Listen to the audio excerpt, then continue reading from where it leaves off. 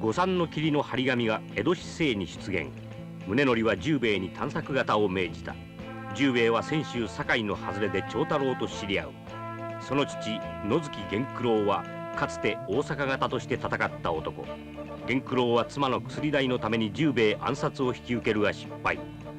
徳川打倒を狙う山崎宗麟は根殺衆を集めて十兵衛と源九郎を切ろうとする。宗麟の銃弾の前に十兵衛を助けて死ぬお墨の方。そして宗麟もまた十兵衛の刃に倒れた。かくして五三の霧の事件は無事に解決した。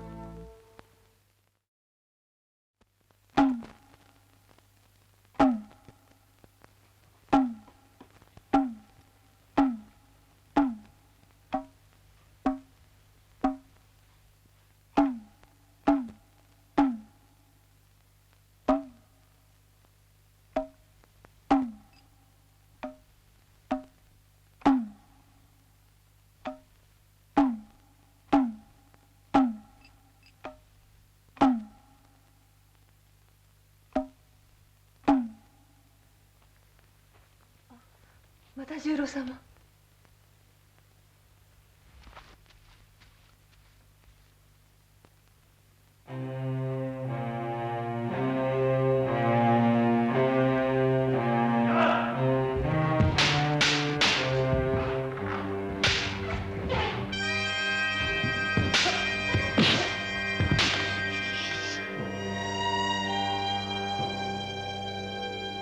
又十郎と左門は母親の違う異母兄弟である。左門は千代の子であるが、又十郎は十数年前に死んだお凛の子である。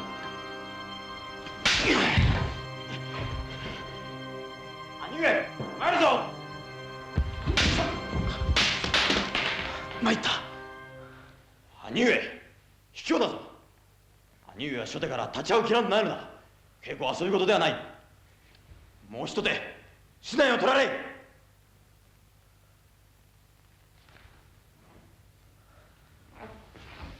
兄上、逃げるのか。この又十郎の剣が受けられると言われるのか。私の負けだ。いや、今の勝負納得はいかぬ。よいか兄上、参るぞ。それまで。又十郎、ひとたび剣を収めた相手に刀を振りかぶるなど柳生の憲法にはない。父上、私はただ兄上に一手お教えを請うていただけです。その方の剣には邪心がある。剣は人を切らぬ、心が人を切るのだ。邪心を捨て心眼を澄ましてこそ真の剣の道。心せい。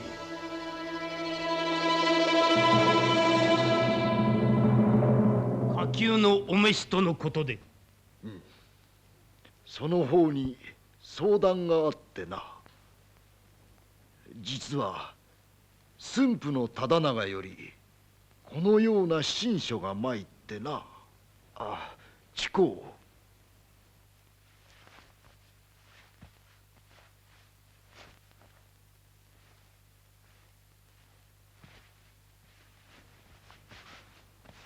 100万石賜るか、さもなくば大阪城を欲しいなどと何を世まいごとを申しておるのか。忠長を哀れと思えばこそ家光が将軍家を継いだ折、あれにも甲斐に加えて駿が遠江両国を与え、美州に次いで紀州と同格、水戸をしのぐ国主にさせたはず。まずもって何の不足とてないはずじゃ。しかし大御所様、ご幼少より父君のもとを離れてのお暮らし、大納言様のご心中宗則わからぬでもござりません。だがのう宗則、忠長は家光と将軍家跡継ぎを争った中、あの折春日の局の父上への直訴がなくば、体制としては忠長が3代を継いでいたに違いない。その遺恨が今も忠長の心中に根深く救っているとすれば、のう宗則、その方を読んだのは他でもない。その方以外に心を開いて頼れるものはない。宗則、忠長の身辺、それとなく見守ってはくれぬか。大御所様。はぐれ者ほどかわいいものじゃ。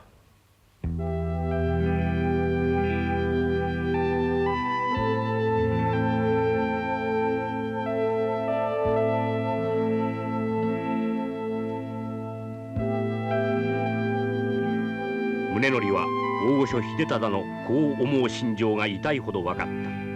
共に我が子なれば兄弟仲良くと願うのは親の心である。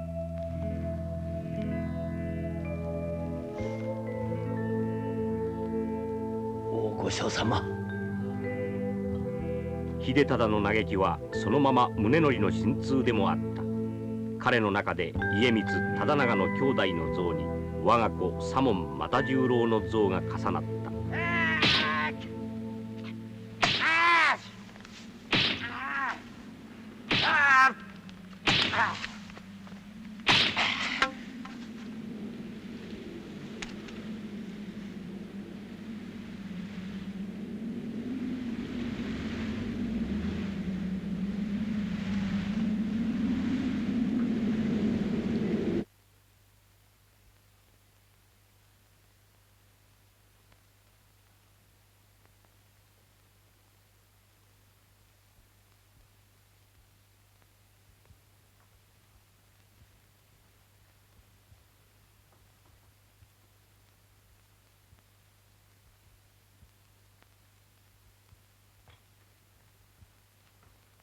はぐれ者か。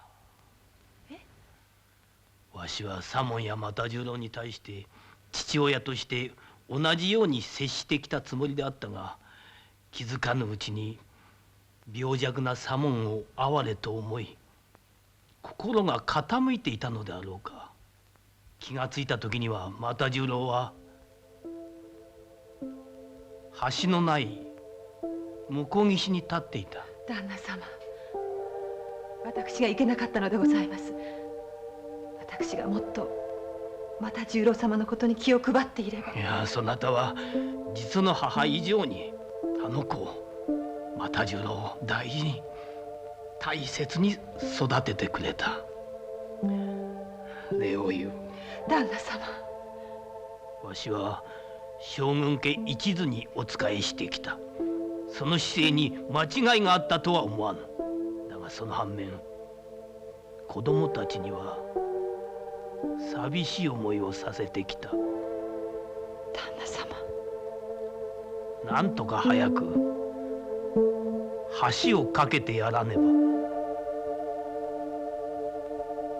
宗則は又十郎の孤独を思った。宗則の中に親子の絆への愛が深く静かに広がっていった。その頃十兵衛は江戸への帰り旅で、東海道は寸州府中宿江戸から40より26町の駿府55万石の城下外れに歩を進めていた。とその時、何をなされます。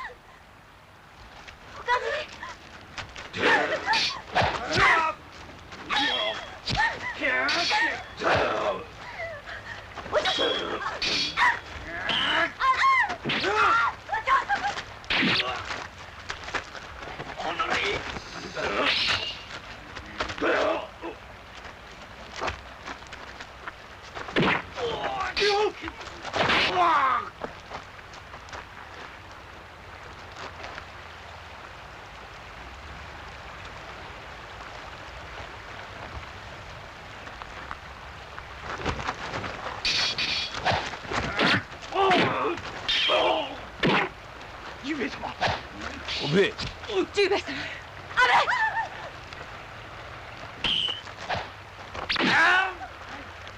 一体何者だろう。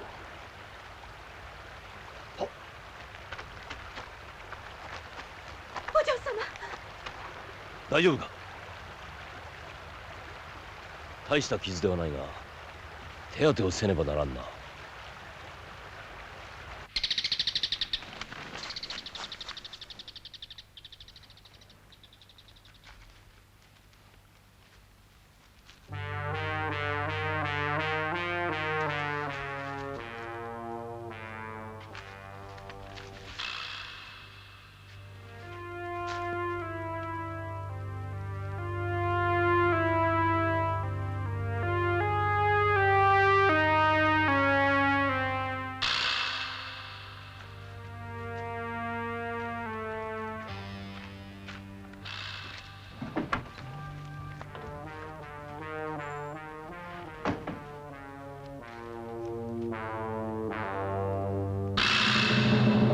何、子孫じたと申すのか。申し訳ございません。邪魔者が入りましたので。源三郎、娘を生かしておいては殿のためにならん。切れ。いかような手段を用いても必ず切り捨てろ。よいな。は危ないところありがとうございます。いや、それにしても黒装束に襲われるとは妙なことだな。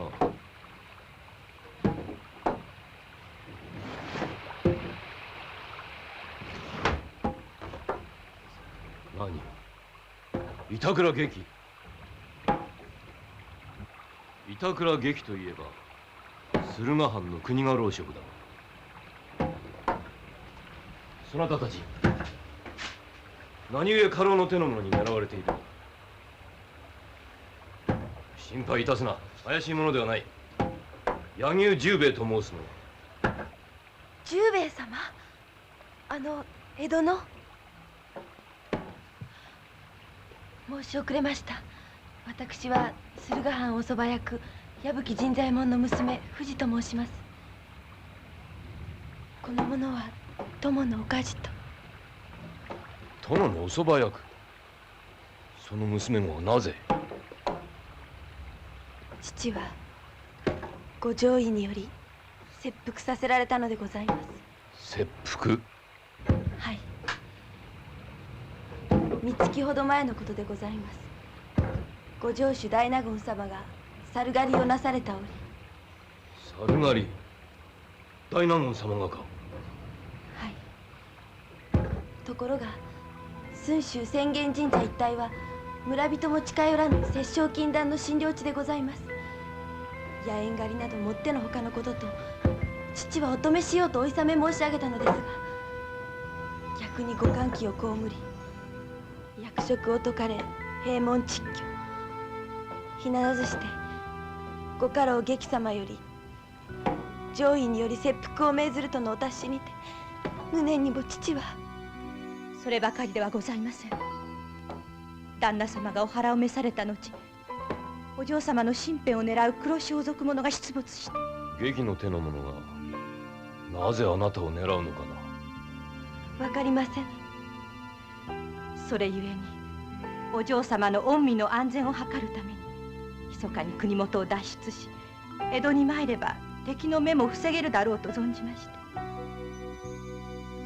私も江戸へ戻る道中へご一緒いたそうか。本当でございますか。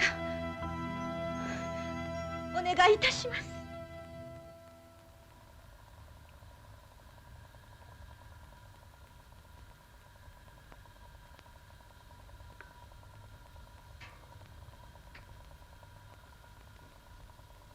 あなた方にお話があるのです。母上、私はどうも茶は苦手です。話があるのならさっさと言ってください。一服の茶は気持ちを和らげると申します。久しぶりであなた方とゆっくり話がしたいと思って。茶は兄上にどうぞ。私は一服の茶より一杯の杯の方がこの目に合いますからな。また十郎様ったら。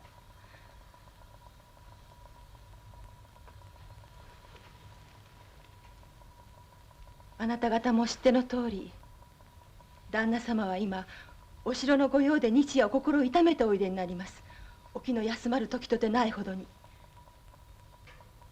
旦那様も成人したあなた方とゆっくり話がしたいものだと。でも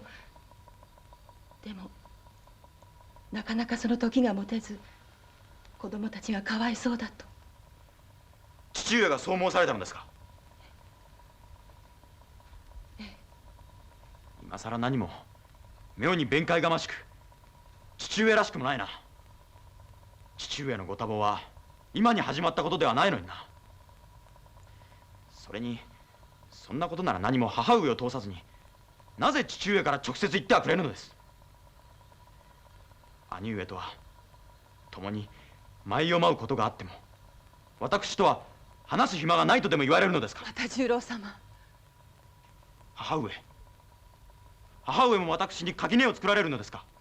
垣根？兄上を呼ばれるのに左門と呼びつけにし、なぜ私だけ様付けで呼ばれるのです？それは。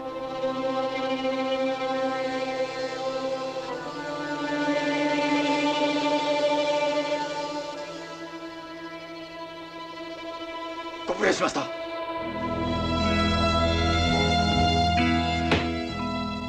左門。分かってます。喧嘩などしません。大丈夫です。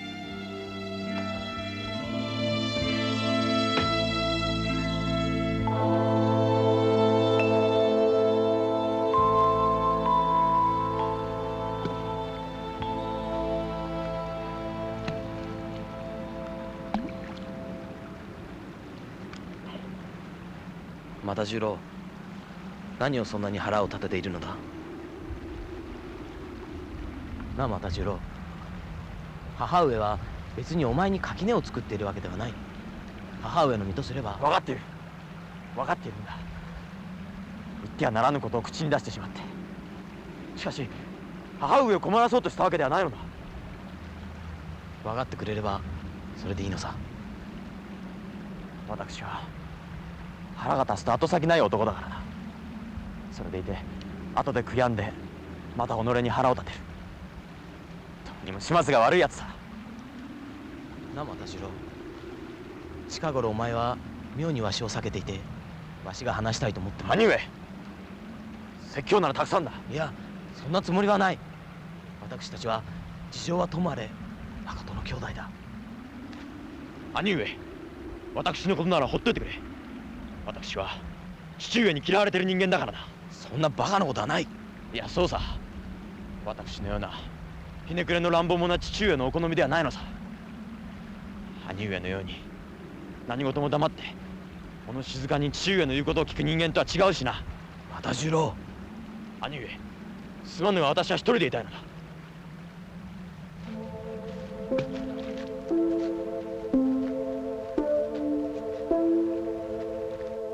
又十郎はさようなことを。困ったやつよの。いえ、又十郎様がいけないわけでは。私はやはりもっと又十郎様の気持ち。いいよ、もう何も申すな。申し訳ございません。いずれ折を見て又十郎ともゆっくり話し合おう。殿、ただいま十兵衛様がお戻りになられました。何、十兵衛が？父上、ただいま戻りました。十兵衛、ご苦労であった。ご無事で何よりのこと。ようお戻りなされました。はい、ありがとうございます。これも旅の安全を祈って母上が作ってくださった豆わらじのおかげです。まあ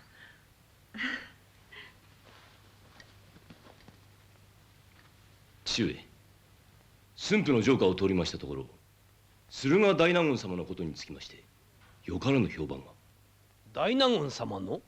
はい、そのことにつきましてぜひお会いしていただきたいものが。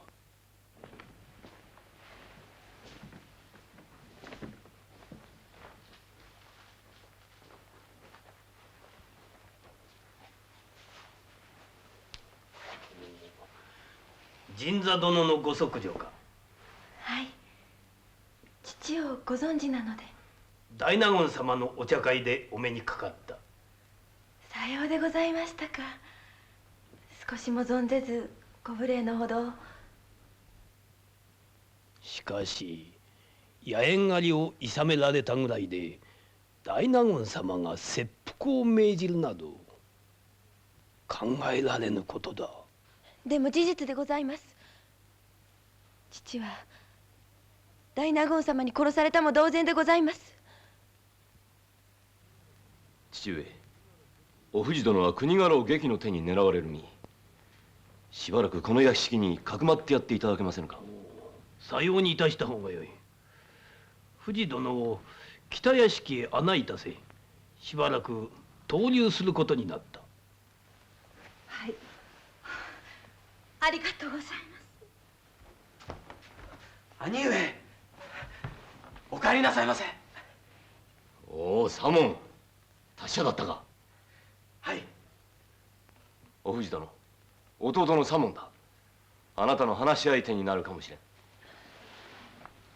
藤と申します。又十郎はどうした？一緒ではないのか？川に散策に行ってまだ戻りませんゆえ、峰次郎が迎えに行っております。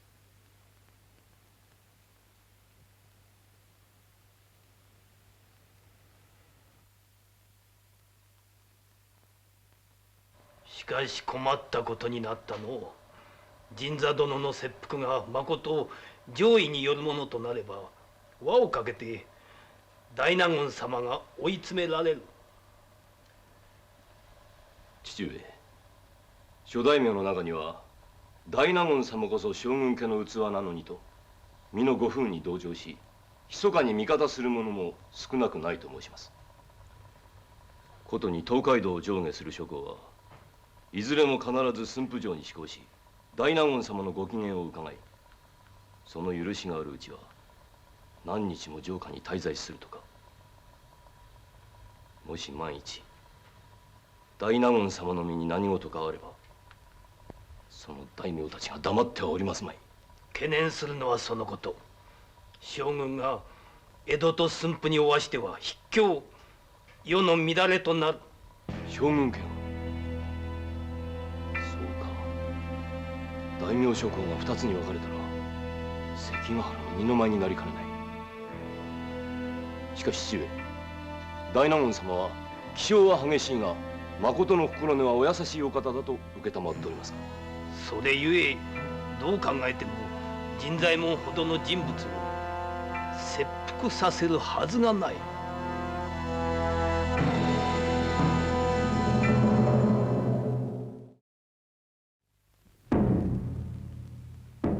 宗則の懸念が事実となった。諸大名の間に将軍家光を配し駿河大納言忠長を将軍職に擁立せんとする謎の会場が回っているとの噂が流れ、江戸城内は慌ただしい緊張に包まれた。大納言様のかかる挙動の数々は審判の国主としてあるまじき行為かと。加えてこの度の謀反会場の件、至急適切なる処置をいたさねば。大政は歌の神殿の言われた通りなのじゃが、宗則殿、ことがことゆえ大納言様を知るお手前の思惑を聞かせてもらえぬか。大納言様はそのようなことをなさるお方ではござりません。宗則、誓って申しまする。正直わしもそう思いたいのじゃな。早晩事実は判明する。しかし事実が判明してからでは遅いゆえ、大井の神殿と相談の上大御所様のご裁教をと。お言葉ではござりますが確たる証拠もなく、単なる諸大名の噂のみにては大納言様に謀反の意ありとは決めつけられません。歌の神殿、宗則殿の申す通りじゃ。真実を見極めぬうちは裁断はできぬ。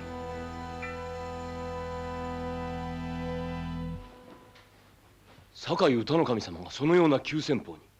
今の幕閣はご老中歌の神の意志によって幕政が左右されている。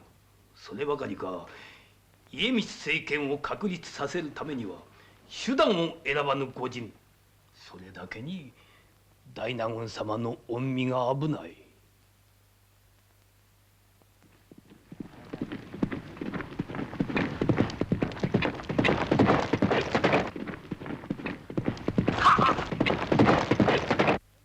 何、大納言様がご出府なされると？はい。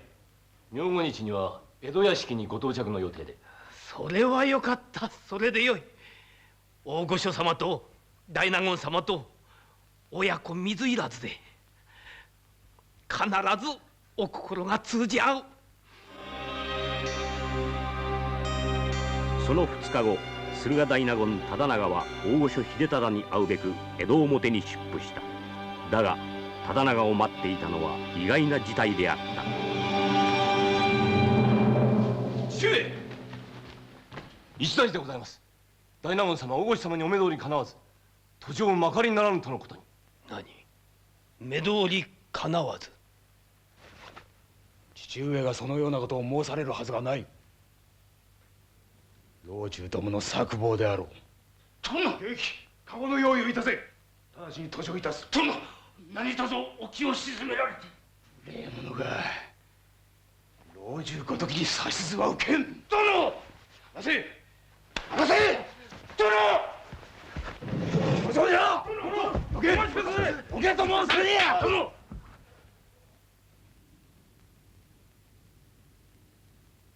宗則。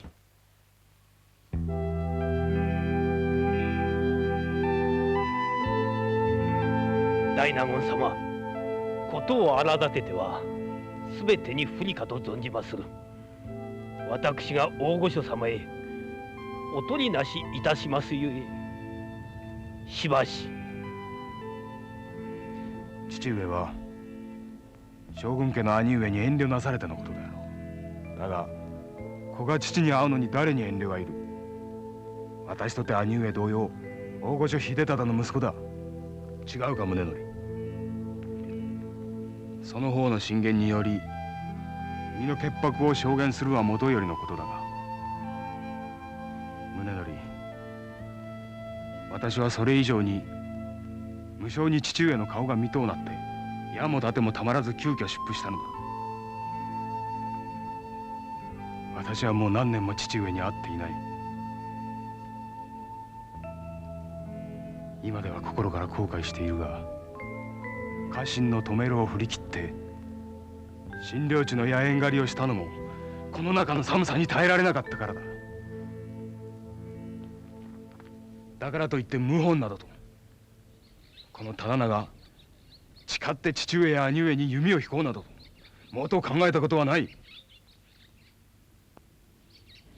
宗則、頼む、父上に会わせてくれ。会えばわかることだ。大納言様、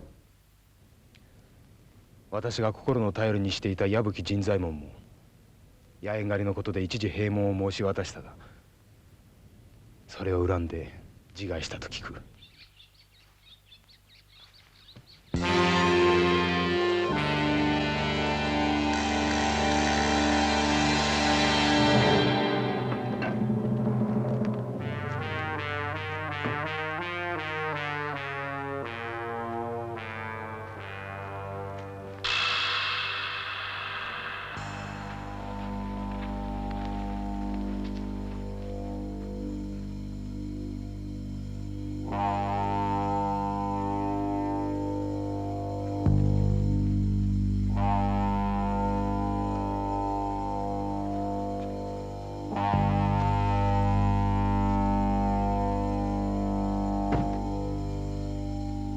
何、宗則が？は、神左衛門のご上位切腹のこと殿に知れました。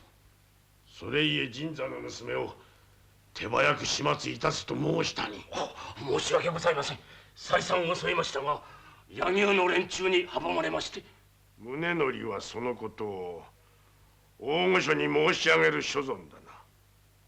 駿河大納言が無慈悲にも切腹を命じたとして追い詰めんとしたのに。まあよい。最後の切り札はこの手にある。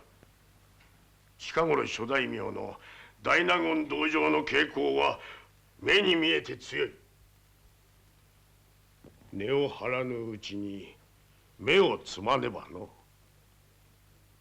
三代将軍家光様の政権確立のためには荒領事もやむを得ん。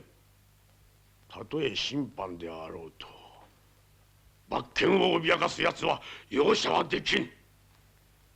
わかるか劇。はあ。しかし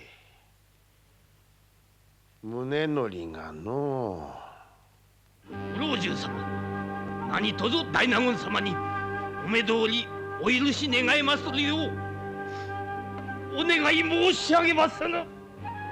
大納言様の謀反の嫌疑が晴れぬうちにあっては大御所様が大納言様に味方して上様を退けんとしたと見られぬとも限らんてな。宗則殿、理はどうあれ幕閣の秩序は守らねばならん。大納言様がおかわいそうに。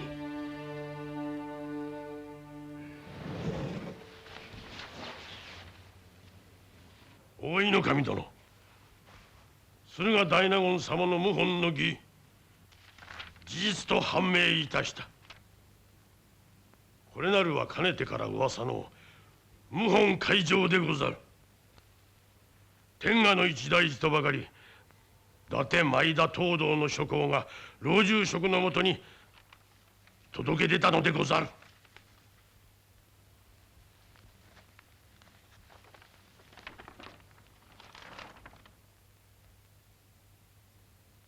ご老中様、お言葉ではござりますが、これのみにては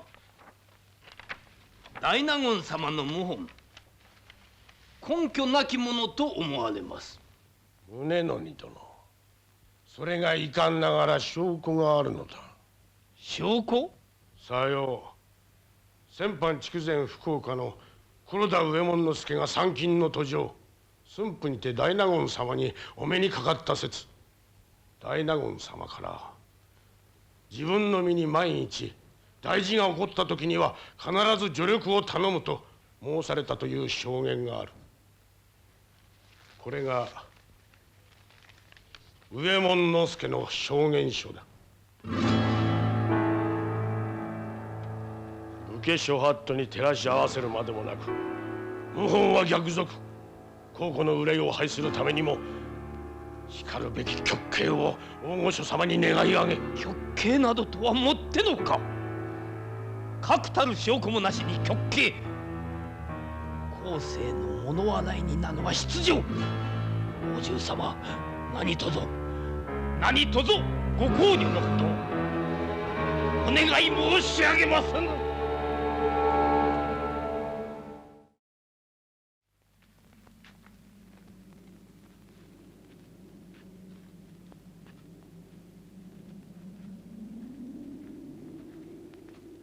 父上、十兵衛か。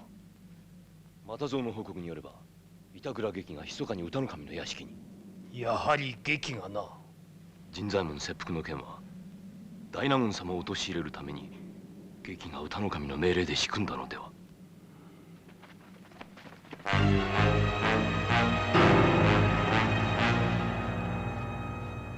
何者だ。それ。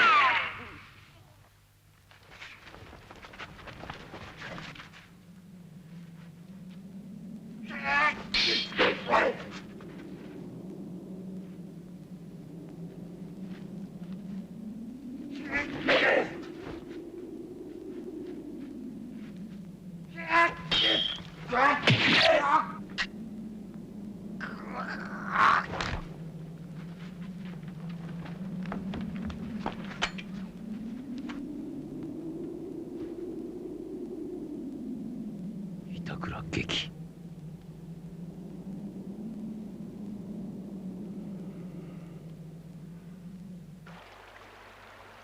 宗則の必死な助命により忠長は極刑こそ免れたものの甲府に蟄居を命ぜられた。江戸の御治に今宵は酔いしれるぞ。宗則、下がってよい。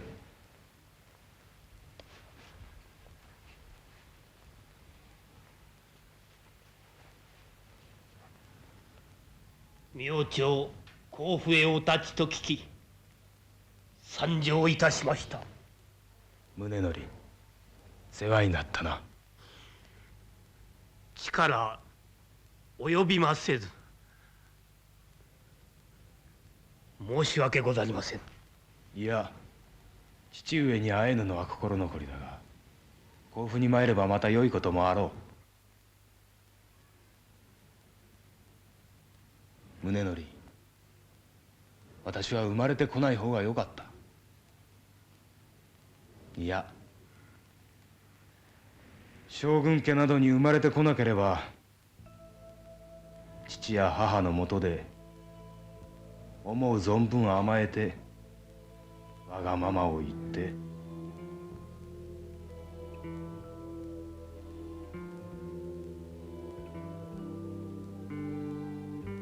所詮繰りごとせんなきことを言っても始まらんな。宗則、別れに剣の舞を見せようか。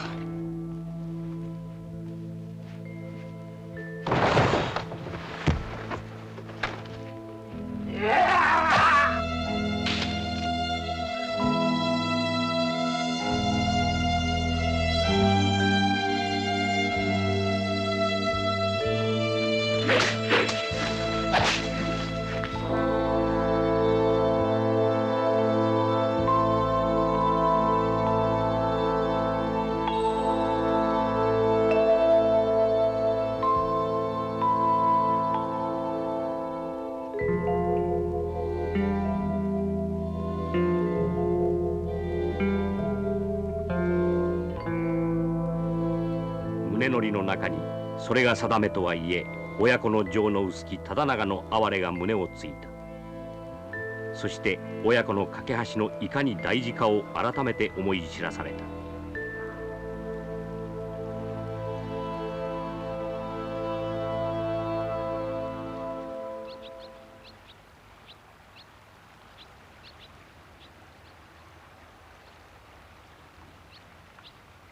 父上、私に何かお話があったのではございませんか。いや、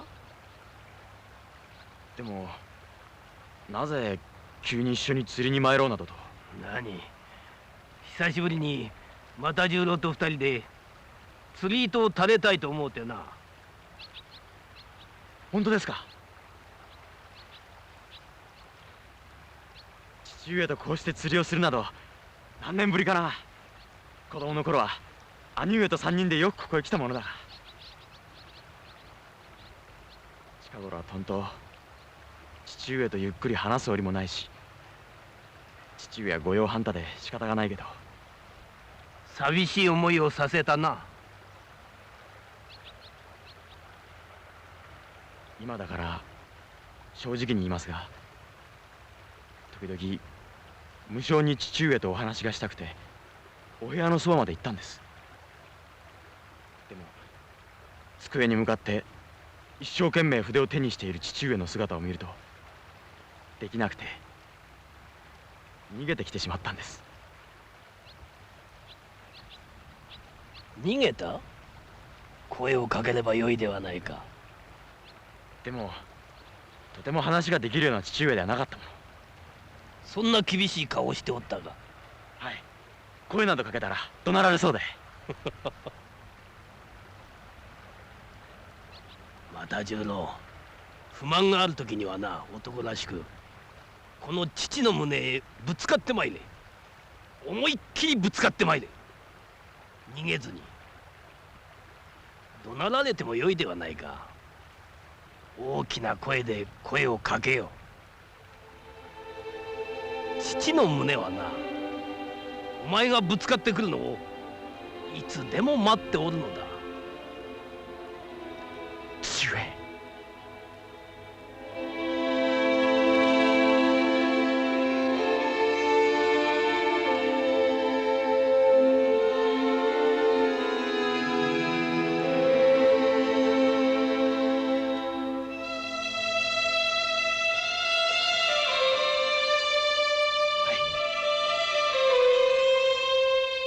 いただきます。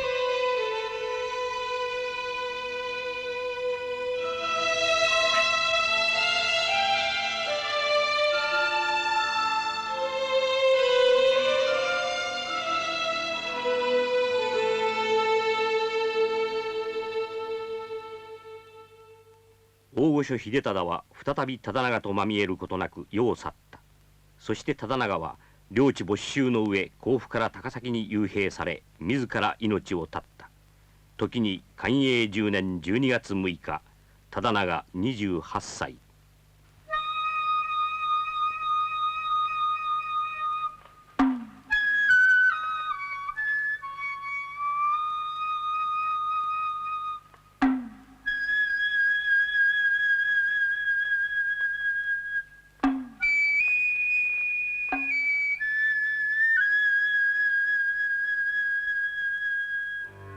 忠長の死は幕藩体制の成立とその法的秩序の確立の過程における悲劇であった。そしてそのことは宗則の中に深くとどまって消えることはなかった。